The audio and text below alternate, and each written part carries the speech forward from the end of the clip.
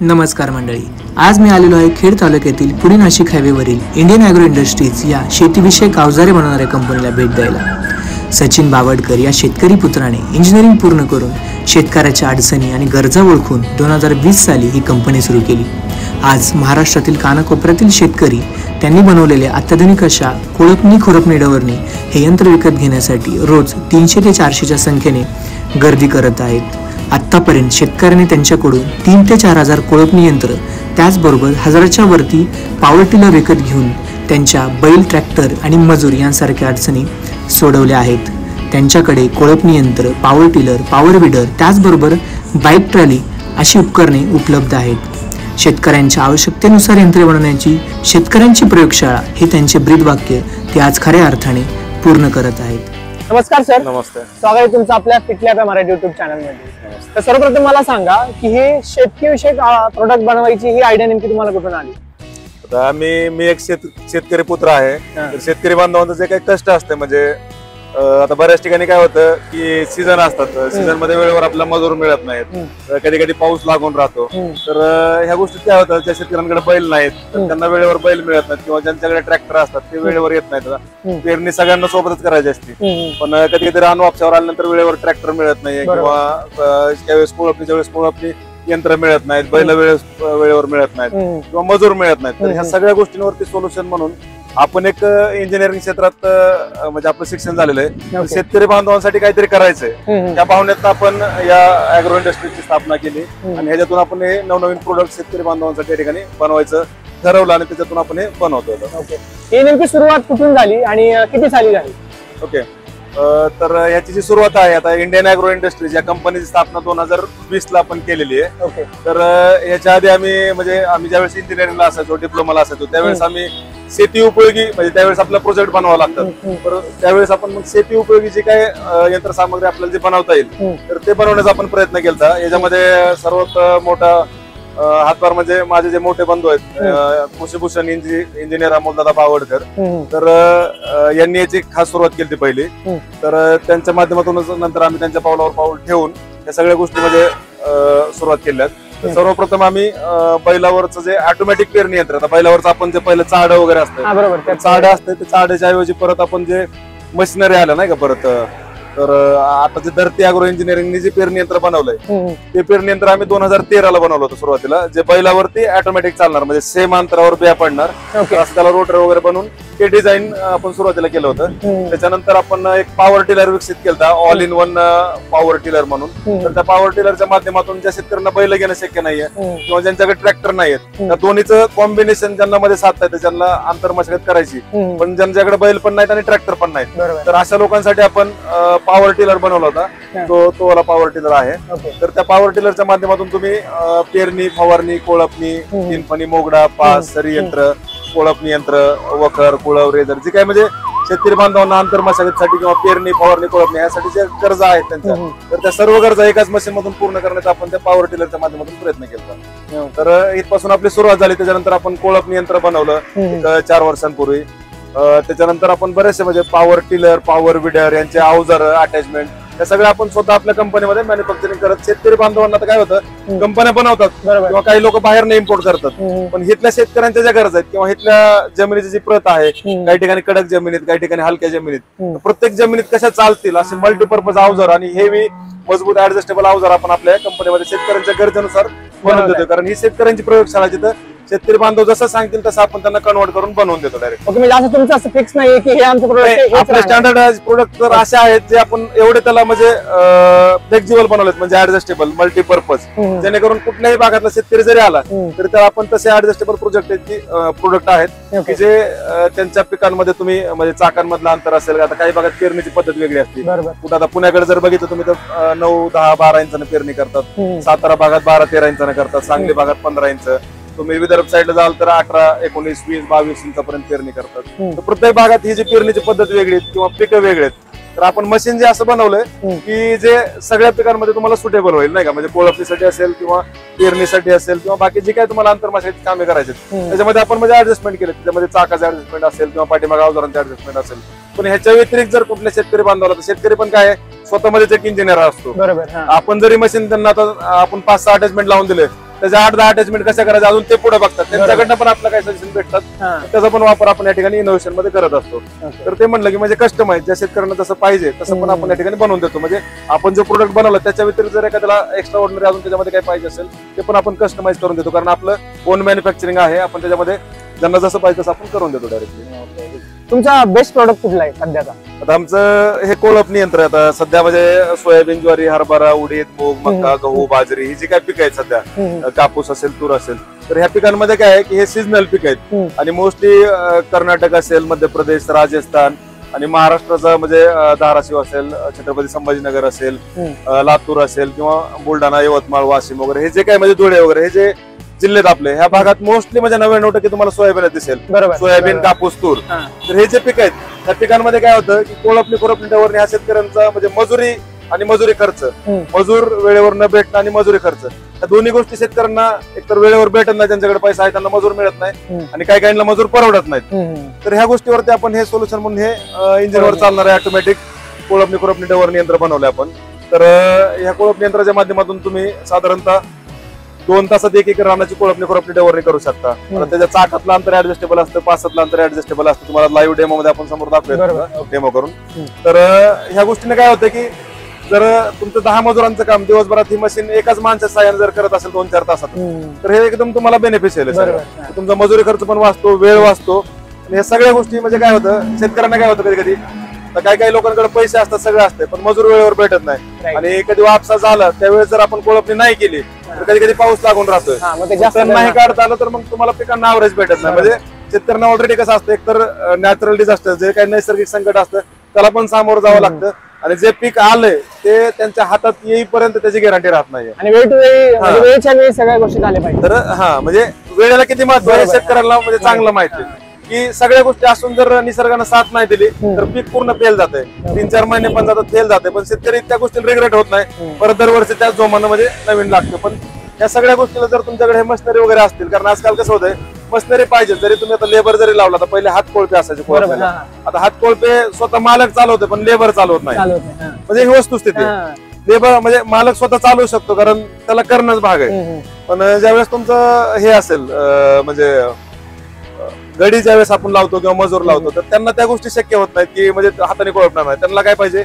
Engine पाहिजे. इंजिनवर म्हणजे ज्या गोष्टी तुम्हाला ऑटोमायझेशन करता येतील शेतीमध्ये, जेवढं तुम्ही इनोव्हेशन करताल, जेवढं तुम्ही इनोव्हेशन करताल, जेवढं ऑटोमायझेशन करताल तेवढं तुम्हाला तुमचा वेळ वाचेल, पिकाला मशागत चांगली होईल आणि परिणामी तुम्हाला एंड ऑफ द रिझल्ट चांगला भेटतो. तर ह्या सगळ्या गोष्टींसाठी तुम्हाला आजकाल म्हणजे मशनरींची गरज आहे, मशनरी पाहिजेच तुम्हाला कंपल्सरी. ओके, मग ह्याच्या किमती कशा आहेत बाबा की जेणेकरून शेतकऱ्यांना किमती आपण ह्याच्यामध्ये भरपूर साऱ्या व्हरायटी ठेवल्या आहेत. आपण सिंगल व्हील इंजिन कोळप असेल, डबल व्हील इंजिन कोळप असेल, सिंगल पास असेल, double pass, triple pass, power tiller, power weeder. परत पॉवर विडरला बेसिक कंपनीकडनं आपण फक्त रोटावेटर घेतो. आता कंपनीकडे त्यासोबत अवजार पण मिळतात. पण अवजार जे आहेत आता आपल्या भागातले मी तुम्हाला पहिलं जसं बोललो की प्रत्येक भागात जमिनीची प्रत वेगळी, जमिनीची म्हणजे कुठं खडकाळ जमिनीत, कुठं डोंगराळ भागातल्या जमिनी वेगळ्या, किंवा आपल्या पश्चिम महाराष्ट्रातल्या पट्ट्यात त्याच्या काळ्या जमिनी त्या वेगळ्या आल्या, विदर्भ साईडच्या जमिनी वेगळ्या आल्या. तर या संपूर्ण भागात चालतील असे अवजार आपण स्वतः बनवतो, कारण आपल्याला त्या भागातलं हे माहिती असतं की म्हणजे कसे अवजार इथे चालू शकतात. आता बऱ्याच ठिकाणी काय होतं, बाहेरच्या कंपन्या असतात, ऍक्च्युअली हिताच्या ग्राउंड लेवलचं जे रियालिटी ते आपण शेतकऱ्यांकडनं समजतो. आपण स्वतः पण त्या गोष्टी केल्यात. म्हणजे इव्हन मी 4 बैलांचा नांगर लहानपणी चालवल्या सगळ्या गोष्टी, आम्ही त्यातून ह्या सगळ्या गोष्टी बाहेर येतात, आपल्याला कळतं म्हणजे ऍक्च्युअल रानात चालू काय शकतं. तर त्या दृष्टीने अवजार वगैरे आपण स्वतः या ठिकाणी बनवतो. तर बनवल्यामुळे काय होतं, तिथं अडचण नाही आली पाहिजे. आणि मल्टीपर्पज हेवी आता जनरली काय होतं, कॉस्ट कटिंगच्या नादात बरेचसे आता लोकांना काय असतं, बरेचसे दुकानदार नवीन तयार होतात, कोणी हे तयार होतात, टाकणं सोपं आहे, सेल करणं पण सोपं आहे, पण कंटिन्युअसली सर्व्हिस देणं आणि शेतकरी बांधव तुमच्याकडे रिटर्न करणं. म्हणजे आता काय होतं, तुम्ही एखादी वस्तू एखाद्याला स्वस्त दिली तर तो शेजाऱ्याला सांगेल अशातला भाग नाही, पण ज्यावेळेस त्या वस्तूत क्वालिटी असेल तर तो माणूस डेफिनेटली 4 कस्टमर तुमच्याकडे रिटर्न पाठवतो. हे आमचं प्रिन्सिपल असतं. तुम्ही 4 पैसे मागून घ्या शेतकऱ्यांकडनं, पण मटेरियल तुम्हाला एकदम हेवी द्या, मजबूत द्या, सगळ्या गोष्टी ह्या, कारण ते लॉंग टर्म राहते सगळ्या गोष्टी. तर आमचं हे बेसिक प्रिन्सिपल असतं जनरली. कारण बऱ्याच ठिकाणी काय होतं, सेलच्या नावाखाली मग कॉस्ट कटिंग करून हलके अवजार द्या, ह्या गोष्टी काय होतं, एक तर आपण शेतकऱ्यांना देतो, आपलं कस्टमर दुसरं म्हणजे हे नाहीयेत, कुठलं बिझनेसमॅन नाहीयेत किंवा कुठले तर म्हणजे किंवा सामग्री नसते. बऱ्याच ठिकाणी काय होतं की मेंटेनन्स करायचं तर सोया म्हणजे तिकडे सोयी सुविधा नसतात बऱ्याच ठिकाणी. तर आपण वस्तू अशा की जे लॉंग टर्म चालू शकतात, राहू शकतात, खराब जनरली होणार नाहीत, किंवा जे म्हणजे झिरो मेंटेनन्स म्हणू शकतो आपण त्याला, किंवा जेवढं आपल्याला मिनिमाइज करता येईल मेंटेनन्स त्याचा आणि मॅक्सिमाइज यूज करता येईल, मल्टीपर्पज यूज करता येईल अशा पद्धतीचे अवजार आपण या ठिकाणी बनवतो.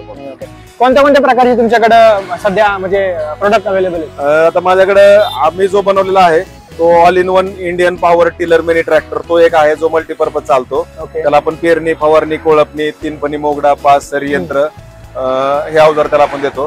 त्याच्यानंतर 7 HP पॉवर विडर रोटावेटर जो की कंपनीचा असतो. त्याला 3 फूट रुंदीचा रोटावेटर येतो जो की 2 फूट 2.5 फूट 3 फूट ऍडजस्टेबल आहे. जसं शेतकऱ्यांना म्हणजे रुंदी वगैरे ऍडजस्ट करायचे तर काहींना फळबागेत चालवायचं असतं त्यांना चालतंय, काहींना म्हणजे कापूस असेल, तूर असेल किंवा आपल्या जे काही डाळिंब, द्राक्ष, आंबा, केळी, सीताफळ हे जे काही पिकं असतात त्याच्यामध्ये तो पॉवर विडर चालतो. तर त्या पॉवर विडरला आपण 3 फणी मोगडा, त्याला तिरी म्हणतात विदर्भात. काय होतं आम्हाला बऱ्याच भागात म्हणजे कर्नाटक असेल, MP असेल, सगळीकडे लँग्वेज वेगळी आता कोण त्याला वकार म्हणतंय, पुळव म्हणतात, कोण मोगडा पाळी म्हणतंय, पास म्हणतंय, रेझर असेल किंवा कोळपणी, खुरपणी, डवरणी यंत्र ही अवजार आपण त्यासोबत स्वतः बनवून देतो.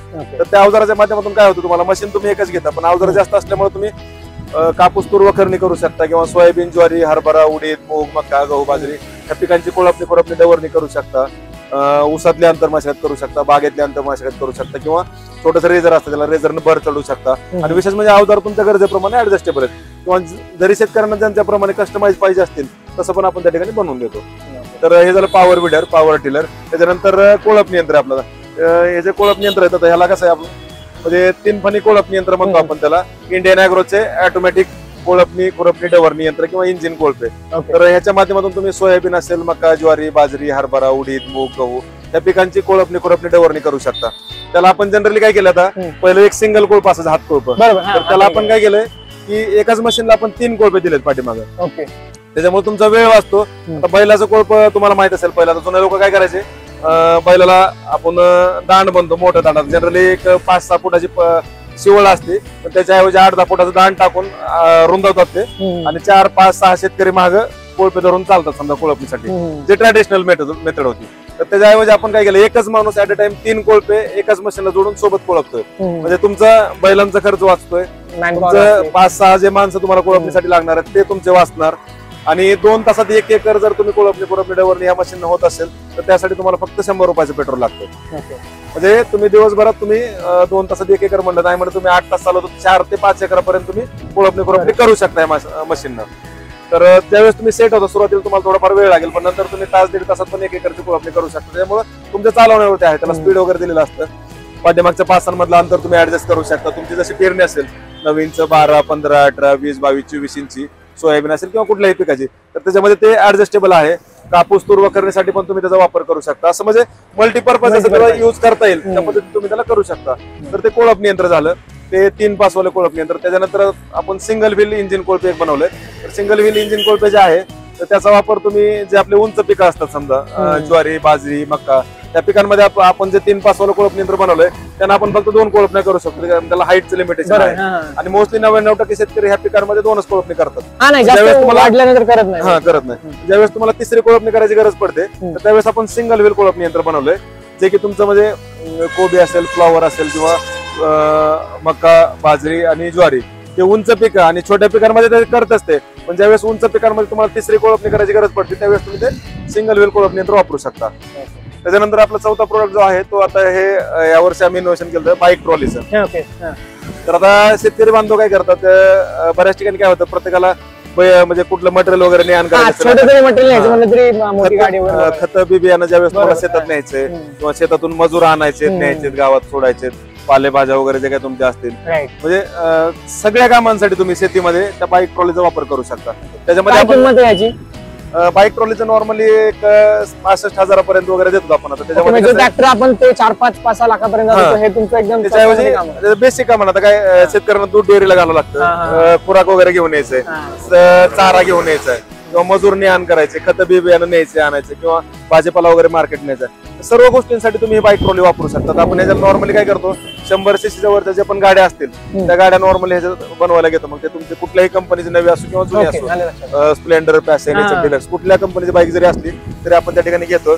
तर त्या बाईकच्या माध्यमातून आपण त्याला म्हणजे फक्त शेतकऱ्यांनी बाईक द्यायची, त्याला आपण बाकी सगळ्या गोष्टी आपण स्वतः बनवून देतो. त्याच्यामध्ये तुम्हाला हे असेल म्हणजे त्याला ट्रॉली 5x4 ची ट्रॉली असते, पाठीमागचे फळके वगैरे ओपन करता येतात. त्याला पाट्या जोडल्यामुळे तुम्हाला सस्पेन्शन भेटतं. बरोबर. समोर पण आपण डबल शॉक अब्सॉर्बर वापरल्यामुळे लोड बॅलन्सिंग आहे. आणि दुसरी विशेष गोष्ट म्हणजे काय, तुम्ही कितीही तुमचा चढ असेल किंवा उतार असेल तर त्याला तुम्हाला एक तर समोरून उचलायचं धोका नाही. तुम्ही जरी फुल लोडेड केली असेल तरी, तर त्याचं आपण इंजिनिअरिंग टेक्निक वगैरे सगळं वापरून त्याला लोड बॅलन्सिंग प्रॉपर केलं, जेणेकरून तुम्हाला इकडे पडायची भीती नाहीये, पुढनं उचलायची नाही, किंवा दोन्ही चाकांना ब्रेक असल्यामुळे उतराला देखील तुम्ही पहिला दुसरा गिअर टाकून आरामात त्याला उतरू शकता. म्हणजे कंट्रोल मेकॅनिझम त्याला प्रॉपर आहे, ब्रेकिंग सिस्टीम चांगली आहे, लोड बॅलन्सिंग चांगली, आणि रिव्हर्स फॉरवर्ड सिस्टीम आपण त्याला दिलेली आहे. ज्या शेतकऱ्यांना रिव्हर्स फॉरवर्ड पाहिजे त्याला रिव्हर्स फॉरवर्ड देतो, त्याला डम्पिंग पाहिजे त्याला हायड्रोलिक डम्पिंग पाहिजे असेल तर डम्पिंग पण देतो. त्याच्यामध्ये पण आपण ऍडजस्टमेंट दिलं. आणि मटेरियल वगैरे सगळे हेवी वापरल्यामुळे तुम्ही 500-600 किलो ते 1 टनापर्यंत लोड तुम्ही देऊ शकता गाडीच्या कॅपॅसिटीनुसार. ओके. त्याला आपण चेन वगैरे काढून गिअर बॉक्स जोडल्यामुळे ताकद वगैरे सगळी वाढते म्हणजे त्याची. हा ओके, आता हे झालं तुमच्या प्रोडक्ट बद्दल. हा. आता तुम्ही तुमची कंपनी स्थापन केली, तशा मोठ्या मोठ्या कंपन्या पण सध्या या मार्केटमध्ये आहेत बघा. तर तुमचं प्रोडक्ट त्यांच्यापेक्षा वेगळापणा काय वाटतं तुम्हाला आहे तुमचं? अच्छा, ओके. हा, आता बऱ्याच ठिकाणी काय होतं की बरेचसे लोक काय होतं कुठनं तरी घेऊन सेल करणं इझी आहे, पण शेतकऱ्यांच्या गरजा लक्षात घ्यायच्या. त्यांच्या इकडे आपल्या आता आपण समजा आता महाराष्ट्रात सेल करतोय, तर महाराष्ट्रातल्या जमिनी कशा आहेत कशा नाही आहेत, तर ह्या सगळ्या गोष्टी लक्षात घेऊन ज्यावेळेस तुम्ही स्वतः बनवता, तुम्हाला त्यातलं ऍक्च्युअल तुम्हाला ज्यावेळेस रानातलं नॉलेज असते, तर त्यावेळेस तुमची जी बनवण्याची क्वालिटी आहे किंवा तुमच्या अवजारांची क्वालिटी आहे की आपण इथल्या लोकल गरजा लक्षात घेऊन आपण बनवतो. भेटायला आपल्या पण भेटतात समजा, घेऊन कुठं तरी सेल करणं सोपं आहे, पण ते कसं लॉंग लास्टिंग राहिलं पाहिजे. आपण आपलं जे एंड कस्टमर आहे ते शेतकरी आहेत, ते शेतकरी पैसा कामात कमवतो. शेतकऱ्याला कुठं इकडून तिकडून पैसा येत नाहीये, पूर्ण पैसा त्याचा कामात नेतो, तर त्याचा प्रत्येक पैशाचा म्हणजे त्याला घेतलं त्याचं सॅटिस्फॅक्शन भेटलं पाहिजे. त्यासाठी बऱ्याचशा मशीन आहे. आता काय होतं एक तुम्ही मशीन घेतली तर ते त्याच कामासाठी वापरली जाते. तर आपण एकाच मशीनला जेवढं मल्टीपर्पज करता येईल ते आमचं म्हणजे ते एक प्रिन्सिपल असतं. आणि शेतकरी बांधवांना मजुरी खर्च काबाड कष्टापासून कायमची सुटका मिळवून देण्याचं हे आमचा एक प्रयत्न आहे ह्याच्या माध्यमातून. आम्ही त्यांच्या गरजा लक्षात घेऊन जे काही आपल्याला नवनवीन मशिनरी बनवता येतील त्या मशिनरी आपण या ठिकाणी बनवतो. आता आम्ही ऑटोमॅटिक कांदा निवड यंत्र किंवा ओनियन ग्रेडिंग मशीन आपण त्याला म्हणतो, त्याचं पण आमचं फायनल स्टेजला आलंय. जिथं शेतकरी बांधवांना काय होतं की ज्यावेळेस कांदा निवडणी वगैरे करायचे त्याला पण 8-10 लेबर लागतात, स्किल्ड लेबर भेटत नाही, हा एक बेसिक प्रॉब्लेम आहे. तर कधी कधी काय होतं कांद्याची साईज असते 1, 2, 3, 4 नंबर पर्यंत कांदा निघतात, तर कधी कधी लेबर कडनं 1 नंबर कांदा 2 नंबरचा मिक्स होणं किंवा 2 नंबर मध्ये सिंगडी म्हणतो आपण छोटी, मार्केटला काय होतं व्यापारी वगैरे बघतो सर बरोबर मार्केटला कांदा उचलतो, तो कांदा उचलला की मार्केटमध्ये रेट पाडायला मोकळा झाला. तो मशीन अशी आपण बनवली की त्या मशीनच्या माध्यमातून तुम्ही दिवसभरात 200 ते 250 गोण्या त्याच्याद्वारे तुम्ही हे करू शकता, ग्रेडिंग म्हणजे निवडणी करू शकता. आणि योग्य आणि अचूक निवड, मिक्सिंग नाही काहीच नाही, तुम्हाला एकदम प्रॉपर निवड करू शकता. आणि हे काम तुम्ही फक्त 2 ते 3 माणसं जोराव करू शकता दिवसभरात. 3 किंवा हार्डली तुम्ही म्हणजे 2च माणसं, 2 माणसं 3 माणसं जरी करायचं म्हणजे टाकायला एक आणि गोण्या वगैरे ऑटोमॅटिक भरतात त्याच्यामध्ये. ते सगळं म्हणजे सगळ्या गोष्टी आपण एकदम प्रॉपर बनवतो, जिथे शेतकरी बांधवांना म्हणजे मजूर आणि मजुरी खर्च ह्या दोन्ही गोष्टीपासून सुटका मिळली पाहिजे. आणि ह्या गोष्टीपासून जर सुटका मिळली तर शेतकरी जो मेंटल टेन्शन मध्ये असतो म्हणजे वेळेवर मशागत होती की नाही, मजूर भेटतात की नाही, त्यातनं त्याला एकदम फ्री करून टाकायचं आम्हाला, जेणेकरून तो त्याच्या पिकांवरती मोर फोकस करू शकतो सगळ्या गोष्टी. तर ह्या गोष्टीमध्ये आपण जास्त फोकस करतो.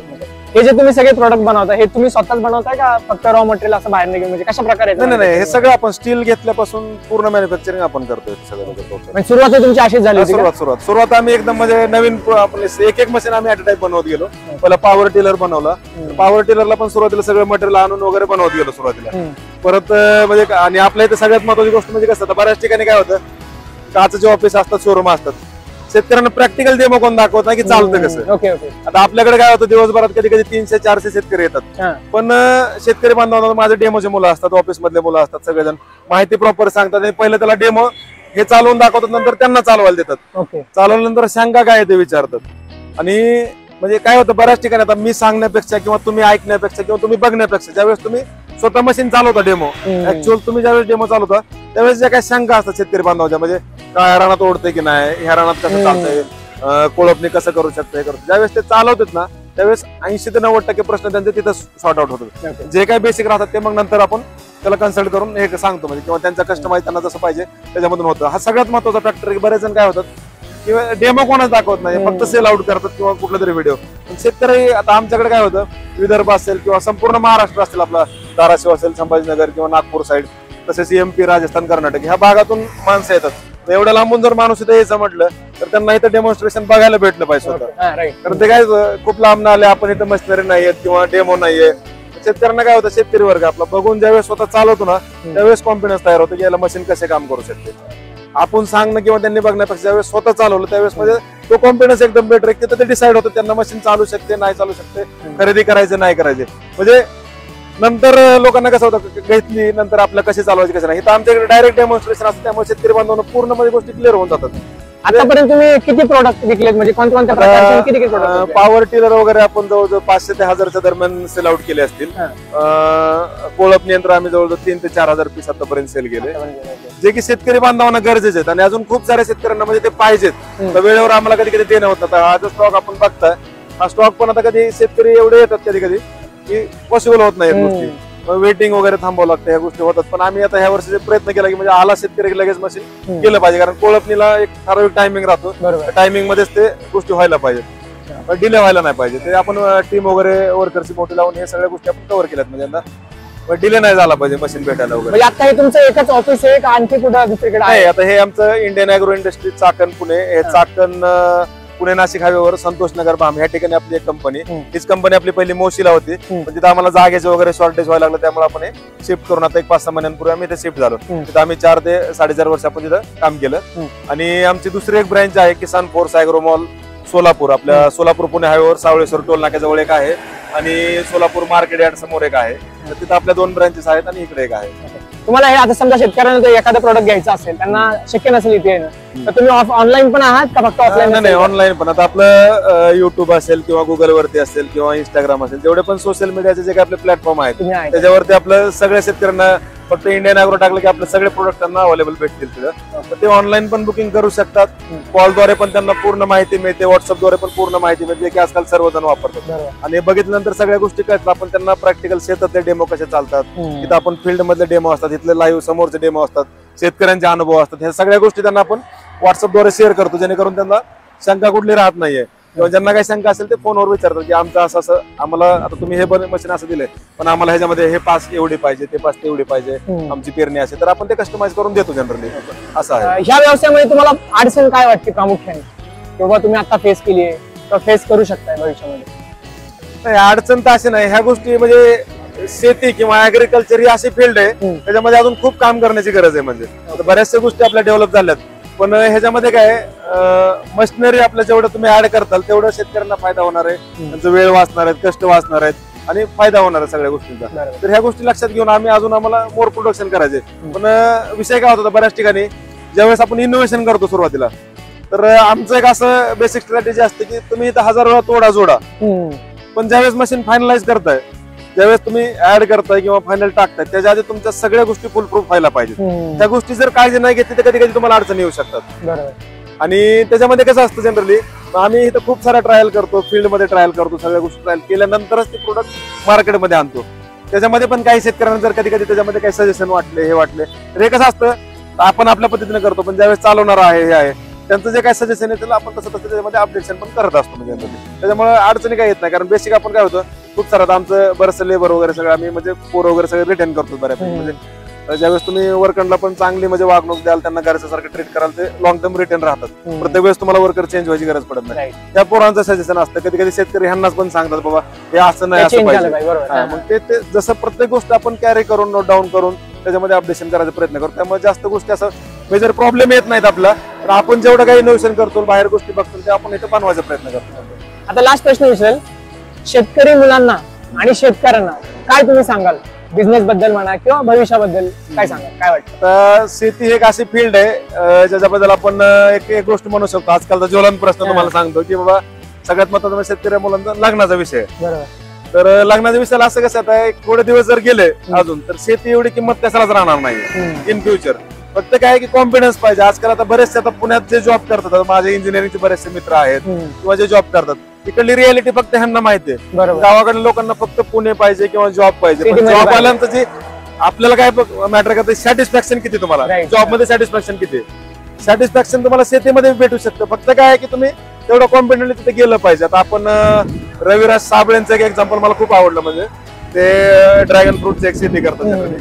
तर त्यांचं एक्झाम्पल असं की म्हणजे त्यांनी पण जॉब वगैरे करून सगळं सोडून शेतीमध्ये गेलं. पण ते एवढ्या आवडीने शेती करतात की त्यांचे बघून 10 जण लोक शेती करायला लागले. पण असं नाही की तुम्ही टेक्निक वापरा शेतीमध्ये. मशिनरी वापरा, सगळ्या गोष्टी वापरा. म्हणजे आपण कंपनीत काय करतो की प्रोडक्शन कसं वाढवता येईल, आपला ओनर बोलतो, मॅनेजर बोलतो, सगळ्या गोष्टी बोलतात की प्रोडक्शन का वाढत नाही, काय तिथं आपण आपले 12 तास नाही, आपल्याला ड्युटी 12 तासाची असली आता नॉन टेक्निकल पर्सन म्हणजे तेवढं टायमिंग शेड्यूल असतं तेवढ्यात लगेच निघून जातात. पण जो टेक्निकल पर्सन आहे त्याला रिस्पॉन्सिबिलिटी घेऊन काम करावं लागतंय. तो टायमिंग बघत नाही, ओव्हर टाइम थांबून हे कसं होत नाही टार्गेट एवढं बघतंय. तुम्ही एवढेच जर काम आपल्या शेतीमध्ये जर डोकं लावून केलं ना, तुम्हाला पुन्हा पुढे झोकायची गरज नाही. आपण फक्त काय गोष्टी आपल्या अहवालांना पुढे झोकायचं, बाकी तुम्हाला पुन्हा पुढे झोकायची गरज पण. शेतकरी हा राजा आहे. पण फक्त कसं आहे, सगळ्या गोष्टी वापरून कॉन्फिडेंटली जर तुम्ही शेती केली, मशिनरीचा वापर केला, पुन्हा पुढे शेतकऱ्याला झोकायची गरज नाही. स्वतःचं मार्केट स्वतः तयार करायचं. म्हणजे ह्या गोष्टी जर केल्या, कारण आता बरेच जे काय म्हणजे मुली वगैरे पण असतात, आता कोळपणी डवरणी करावं लागते, किंवा जे दूध उत्पादक शेतकरी त्यांना शेण वगैरे उचलावं लागतं. त्याच्यामुळे बरेचसे शेतकरी म्हणजे असतील किंवा कुठले बी बांधव असतील, शेतकऱ्यांना मुलं द्यायला नको म्हणतात. पण थोडस तुम्ही मशिनरीचा वापर करा, सगळ्या गोष्टीचा वापर करा, म्हणजे ती मुलगी राणी बनवून राहू शकते शेतकऱ्याच्या घरात ह्या गोष्टींमध्ये. तर म्हणजे कॉन्फिडन्स पाहिजे तुम्ही जे काय करताय ते. शेतीसारखं दुसरं काहीच नाहीये.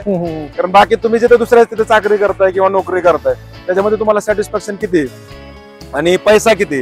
जिथं आपण 12 तास काम करतो तिथं आपला म्हणजे अॅन्युअल तुम्ही म्हणजे काउंट करा की वर्षभरात आपलं येतंय किती, आपण इकडे लावू किती शकतो, किंवा हे आपले असेट आहे. पण याचा वापर आपण कशा पद्धतीने करतो त्या गोष्टीवर हे सगळं डिपेंड आहे. म्हणजे त्या गोष्टी तुम्ही काय करताय, कसं करताय ह्याच्यावर डिपेंड आहे. त्याच्यामुळे शेतीकडे जरी वळले शेतकरी बांधव, फक्त आधुनिक पद्धतीने शेती करा, मशिनरीचा वापर करा, प्रोडक्शन वाढवा, एकदम तुम्ही राजासारखं फिरू शकता इथे निवांत, सगळ्या गोष्टी एन्जॉय करू शकता. मध्ये हे सांगा. थँक्यू सर, खूप छान माहिती दिली तुम्हाला सगळ्या सर्वांसाठी. तर मित्रांनो, बऱ्यापैकी हे जे काही मी प्रोडक्ट पाहिलेले आहेत खूप सुंदर मला तर वाटलेत. तुम्हालाही आवडले तर नक्की एकदा यांना व्हिजिट द्या. जर जमत नसेल तर त्यांचे ऑनलाईन सुद्धा प्रेझेन्स आहे, तिथे सुद्धा तुम्ही जाऊ शकता आणि प्रोडक्ट विकत घेऊ शकता. तर मित्रांनो, जर चॅनल नवीन असाल, आणखी आपल्या चॅनलला सबस्क्राईब केलं असेल तर मला सपोर्ट करण्यासाठी आपला फिटलाइट्स मराठी युट्यूब चॅनल नक्की सबस्क्राईब करा. धन्यवाद. थँक्यू. तर सर्व शेतकरी बांधवांकडून मी आपले आभार व्यक्त करतो, तसेच इंडियन ॲग्रो टीम कडून पण आपले आभार व्यक्त करतो की आपण शेतकरी बांधवांसाठी आम्ही या ठिकाणी मशिनरी बनवतो, जे की तुम्ही शेतकऱ्यांपर्यंत पोहोचवायचा प्रयत्न आपल्या युट्यूब चॅनलच्या माध्यमातून केलाय. तर त्याच्याबद्दल आपले खूप खूप धन्यवाद. Thank you sir.